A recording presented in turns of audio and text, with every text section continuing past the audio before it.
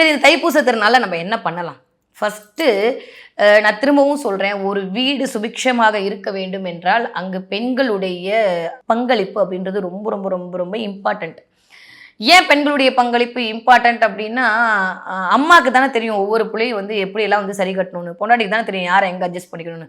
மாமியார் தானே தெரியும் யாரை எப்படி வேலை வாங்கணும்னு. அதனால் பெண்கள்கிட்ட வந்து ஒரு ஒரு ஒரு தனியாக மதிநுட்பம் ஒன்று அழகாக இருக்கும். யாரை எப்படி ஹேண்டில் பண்ண முடியும் அப்படின்னு சொல்லிட்டு.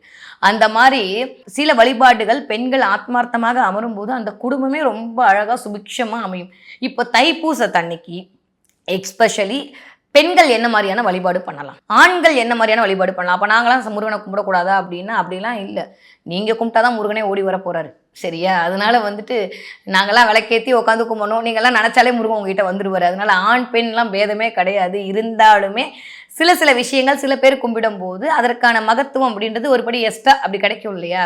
அதனால தான் என்னதான் வந்து ஜென்ஸு சமைச்சாலும் என்னதான் வந்து வீட்டில் அம்மா சமைக்கிற மாதிரி வராது இல்லை, அது ஒரு டேஸ்ட் தனியாக தானே இருக்கும்.